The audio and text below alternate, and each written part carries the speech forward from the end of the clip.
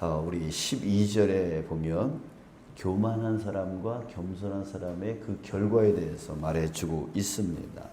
사람의 마음의 교만은 멸망의 선봉이요. 교만은 멸망케 하는 선봉이 되어진다. 겸손은 존귀의 길잡이니라. 이렇게 겸손하면 존귀하게 여겨지는, 존귀하게 되어지는 길잡이가 된다라고 말해주고 있어요. 그래서 우리는 존귀하게 되어지고 싶죠. 그래서 겸손하기를 바랍니다. 자, 그러나 이게요, 내가 겸손한 것 같은데 교만한 때가 있고, 교만한 것 같은데 겸손하는 게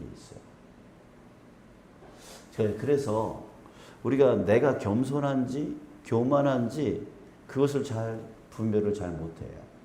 그래서 여러분, 교만한 것은 마음이 높아진 거잖아요. 겸손한 것은 마음을 낮추는 거예요.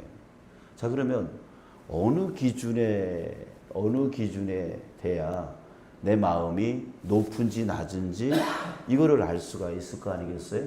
기준이 있어야 돼요. 기준이 있어야 돼요.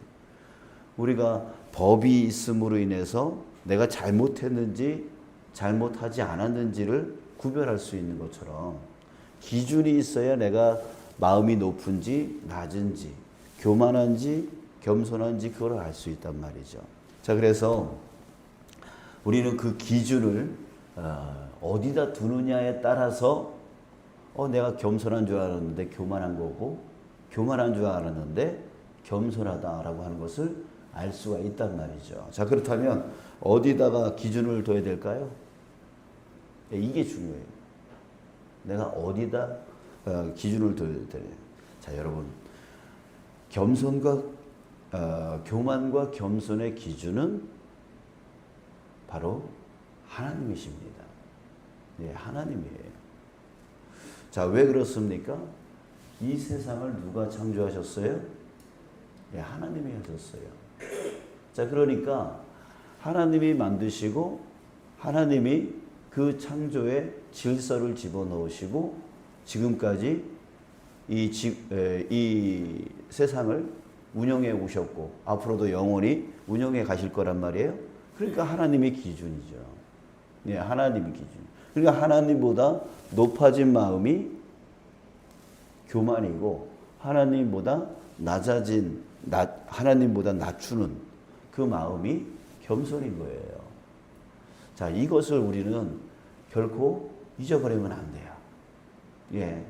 그래서 내가 기준을 딴 데다 두어서 겸손한 줄 알았는데 오히려 교만한 삶을 살 수가 있고, 교만한 줄 알았는데 겸손한 삶을 살 수 있단 말이죠. 자, 그러니까 우리의 기준은 누구다? 하나님이다. 그런데 이것을 꼭 아셔야 됩니다. 다른 데 두면 안 되는 것입니다. 자, 그랬을 때, 자, 그러면은 하나님보다 높아진 마음을 어떻게 알 수 있죠? 하나님보다 낮춰진, 낮아진 마음을 어떻게 알 수 있죠? 자, 우리는 분명하게 알 수 있어요. 뭐냐면 순종과 불순종으로 알 수 있단 말이죠. 순종과 불순종. 그래서 우리 에덴 동산을 한번 보세요. 에덴 동산에 하나님께서 기준을 딱 정해 주셨어요. 그 기준이 뭐였냐면 바로 선악을 알게 하는 나무였어요. 이 동산에 있는 모든 것들은 너희들이 마음껏 먹을 수 있지만 딱 한 가지, 선악을 알게 하는 저 나무의 열매는 먹지 말아라. 먹으면 어떻게 되리라? 정령 죽으리라. 멸망에 대한 얘기를 하셨어요. 자, 그렇다면 이것이 기준인 거예요. 자, 이것을 지키느냐, 순종하느냐, 그러면 겸손한 것이 되는 거고, 이것을 불순종하느냐, 그것은 하나님보다 높아진 마음이 되어지는 거예요. 그래서 기준점을 딱 정해 주신 거예요. 이 겸손하면 이 에덴 동산에서 영원히 살 수 있는 거고, 교만해지면 멸망을 당하는 거예요. 그래서 결국 어떻게 해요? 불순종하게 되어지잖아요. 이게 불순종, 바로 교만의 증거가 되어지는 거죠. 이게 결국은 교만하면 어떻게 된다고요? 사람의 마음의 교만은 멸망의 선봉이에요. 이게 결국 아담과 하와가 멸망당하잖아요. 에덴 동산에서 쫓겨나게 되어지는 거예요. 예, 쫓겨나게 되어져요. 자, 여러분. 그러나 반대로 순종하는 자, 예, 겸손한 자이죠. 겸손한 자. 우리 성경에 보면 많은 겸손한 자들이 나와요. 순종하는 자들이 나와요. 누구예요? 모세. 예, 모세. 어때요? 전무후무한, 예, 권위 있는 지도자가 되었어요. 존귀, 예, 존중받고 귀하게 여김받는 사람이 되어지잖아요. 자, 또 다윗도 역시 마찬가지예요. 순종하여 살아가니까 하나님께서 그를 존귀하게 만들어줍니다. 예, 존귀하게 만들어줍니다. 그러니까 하나님을 기준으로 삼아서 하나님보다 낮은 마음, 예, 낮은 마음. 그 낮은 마음은 무슨 뜻입니까? 바로 하나님께 순종하는 거고 하나님의 뜻을 따라가는 거예요. 예, 하나님의 뜻, 내 뜻을 쫓아가는 게 아닌 거죠. 자, 2절에 보니까 미련한 자는 명철을 기뻐하지 아니하고, 여기서 명철이라고 하는 것은 바로 하나님의 뜻을 말합니다. 하나님의 뜻을 기뻐하지 아니한대. 미련한 자는 자기의 의사를 드러내기만 기뻐하느니라. 자기 의사만, 자기 뜻대로 한다는 얘기죠. 자기 뜻대로 하는 것을 기뻐한다는 거예요. 자, 이게 바로 미련한 자이고 결국 교만한 자를 말하고 있는 것이에요.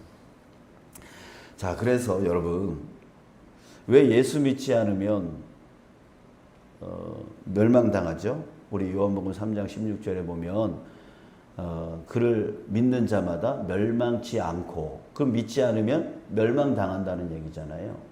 그럼 왜 예수님을 믿지 않으면 왜 멸망당할까요? 이게 바로 뭐예요? 하나님이 정해놓으신, 내가 예수를 통해서 구원하리라 라고 하는 하나님이 말씀해 주셨단 말이에요.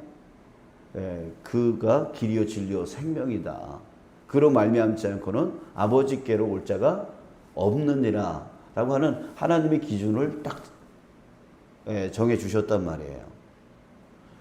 그렇기 때문에 우리가 예수님을 믿으면 구원을 받는 거예요. 존귀하게 여김을 받게 되어지는 거예요. 근데 그 기준에 따르질 않아요. 믿질 않아요. 결국 어떻게 해요? 멸망당하는 거예요. 멸망당하는 거예요. 여러분들, 그래서 우리는 이것을 깨달아야 됩니다. 내가 얼마나 은혜 받은 사람인지. 여러분들, 이전에 우리는 어떤 사람이었어요? 멸망으로 달려가고 있는 사람들이었어요. 왜? 교만했어요. 교만의 기준이 뭐라고요? 하나님께 순종하느냐, 불순종하느냐. 이것이 기준이라고 그랬어요. 그러니까 이전에 내가 예수님을 알지 못하고 저 세상 가운데 살아갔을 때는 나는 교만한 자였단 말이에요. 내 마음대로 살아갔으니까. 내 뜻대로 살아갔으니까. 아니요. 이렇게 기준을 삼는 사람이 있어요. 선한 일을 기준으로 삼는 사람들이 있어요. 저 사람은 착하게 살았는데, 저 사람은 법 없이도 살 수 있는 사람이었는데 왜 저 사람이 지옥 가야 돼요? 왜 저 사람이 멸망당해야 돼요? 그 사람은, 그렇게 생각하는 사람은 기준을 어디다 뒀어요? 착한 일, 선한 일에 기준을 두는 거예요. 그러나 그 선한 일이 기준이 아니라고요. 아무리 착하게 산다고 천국 가는 게 아니라고요. 하나님의 기준을 딱 만들어 주셨어요. 이 세상을 창조하신 하나님이 기준을 만들어 주셨단 말이죠. 그 기준에 높은 마음이면 교만한 거고, 낮은 마음, 따라가고자 하는 마음은 겸손이 되어지는 거죠. 그러니까 하나님께서 정해놓으신, 하나님께서 기준, 이렇게 만들어 놓으신 그 기준을 불순종하게 되어지면 높아진 마음으로 멸망당할 수밖에 없고, 낮아지고, 따라가면 존귀하게 여김을 받는 구원을 받는 하나님의 백성이 되어질 수 있는 거예요. 그러니까 여러분, 저와 여러분들은 얼마나 큰 은혜를 받은 사람입니까? 이전에 교만한 사람이었는데 하나님께서 나 구원해 주셔서 하나님 아래에 하나님의 자녀로 삼아 주셨잖아요. 그 교만을 스스로 깨트릴 수 있었어요? 없었어요. 스스로 버릴 수 있었어요? 없었어요. 근데 하나님께서 나를 택하시고 성령으로 인도해 주시고 예수님을 또 만나게 해 주셔서 나로 하여금 깨닫고 그 하나님의 자녀로서 하나님 아래에 있게 해 주신 거. 여러분, 이것은 전에도 말씀드렸지만 기적적인 은혜라고요. 아무나 받을 수 있는 그 은혜가 아니라고요. 여러분, 이 은혜가 나에게 있음을 정말 하나님께 감사하며 사시는 저와 여러분들 되시기를 주님의 이름으로 축복합니다. 하나님, 나 구원해 주셔서 감사합니다. 하나님, 이렇게 교만한 자를, 이렇게 교만했던 자를 내가 다인 줄 알고, 내가 전부인 줄 알고, 내가 대단한 줄 알고 그렇게 살았던 그 교만한 나를 이렇게 구원하여 주시고 존귀하게 만들어 주시니 얼마나 감사한지 모르겠습니다.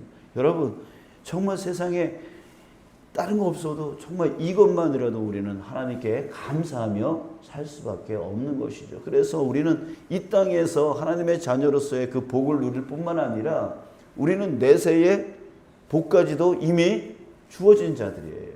그러니까 오늘 당장 나는 죽어도 천국에서 눈 뜰 것을 감사로 여기고 기쁨으로 여기고 살아가는 거죠. 살아가는 거죠. 그러니까 죽음을 이기는 그 삶을 우리 그리스도인들은 살아갈 수 있게 되어지는 거예요. 여러분, 우리 하나님께 감사하며 살아갈 수 있는 저와 여러분들 되시길 주님의 이름으로 축복합니다. 아멘. 자, 그렇다면 이제 우리는 어떻게 살아갈 것인가? 어떻게 살아갈 것인가? 자, 세 구절을 우리가 함께 보려고 하는데 잠언 15장 25절에 이렇게 말씀하십니다. 여호와는 교만한 자의 집을 허시며 과부의 지게를 정하시느니라. 자, 교만한 여호와께서 교만한 자의 집을 허신대요. 자, 그러면 교만하게 살 거예요? 아니죠? 자, 또 보고 싶은 거는 잠언 16장 5절 말씀입니다. 무릇 마음이 교만한 자를 여호와께서 미워하시나니 피차 손을 잡을지라도 벌을 면하지 못하리라. 자, 또 교만한 자를 여호와께서 미워하신다라고 말씀하고 있습니다. 자, 여러분, 우리는 이제 이해해야 돼요. 교만이 무엇인지를 이해해야 돼요. 교만의 기준은 바로 하나님이시고 그 하나님보다 높아져서 내가 하고 싶은 대로 내 뜻대로 살아가는 것이 바로 교만이다라고 하는 것을, 그 교만한 자를 하나님이 그 집을 헐어버리시고 그를 미워하신다. 자, 누가복음 14장 11절에 또 무릇 자기를 높이는 자는 낮아지고 자기를 낮추는 자는 높아지리라. 이제 하나님보다 낮추는 자는 하나님이 높여주시고, 높여주시고 자기를 하나님보다 높이려고 하는 자들은 낮추신다는 거예요. 자, 우리 바벨탑 사건을 통해서 우리는 알 수가 있어요. 높아지려고 하면 하나님께서 허물어 버린다는 거죠. 근데 낮추려고 하니까 예수님을 보면 우리가 알 수 있어요. 낮추려고 하니까 하나님보다 낮추려고 하고, 그래서 하나님의 뜻을 이루려고 하니까 하나님께서 그를 세상의 가장 높은 자로 세우셨다라고 말하고 있습니다. 자, 그랬을 때 우리도 내 기준을 세상의 착한 일, 여기에 기준을 두는 게 아니라 세상의 다른 어떤 것에 기준을 두는 게 아니라 하나님께 기준을 둬서 하나님보다 높아지는 것과 낮아지는 것, 이것이 교만과 겸손이고, 그 교만은 멸망의 선봉이고 겸손은 존귀의 앞잡이다 라고 하는 것을, 길잡이다라고 하는 것을 여러분들 꼭 기억하시면서 하나님을 내 기준으로 삼고 살아갈 수 있는 저와 여러분들 되어지길 바랍니다. 자, 그런데 그렇다면 우리 좀 더 한 커플 더 들어가서 정말 겸손이 뭔지를 한번 생각해 봤으면 좋겠어요. 우리가 겸손을 오해하고 잘못 이해하고 잘못 살아가는 경우가 너무 많다는 거죠. 나는 겸손한 줄 아는데 결국 교만한 삶을 살 때가 많다라고 하는 거예요. 그래서 여러분 우리 이거 좀 더 생각해 봐야 돼요.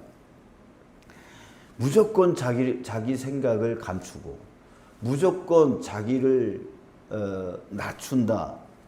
예, 낮추는 것이 겸손이다. 그게 아니라는 거죠. 예, 무조건 내가 가만히 있고 무조건 내가 이게 겸손이 아닌 거예요. 만약 그 진짜 잘못한 것 앞에서 잘못이 보임에도 불구하고 예, 그것에 대해서 함구하고 그것에 대해서 그냥 가만히 있고 이런 게 겸손이에요? 그런 게 겸손이 아닌 거예요. 잘못이 있다면 그거는 하나님의 뜻에 맞지 않는 거잖아요.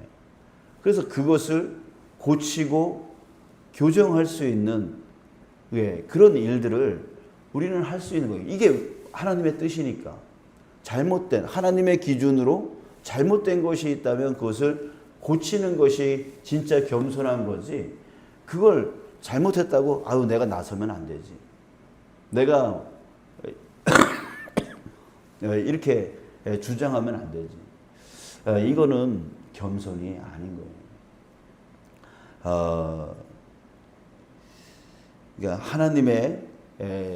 하나님을 기준으로 해서 하나님의 뜻에 합당하지 아니한 나의 모습뿐만이 아니라 하나님의 뜻에 합당하지 아니한 우리 주변의 일들에 대해서 우리는 그것을 교정하고 고쳐나가는 그런 노력들을 우리는 해나갈 때에 그것이 진정한 겸손이다라고 하는 거예요.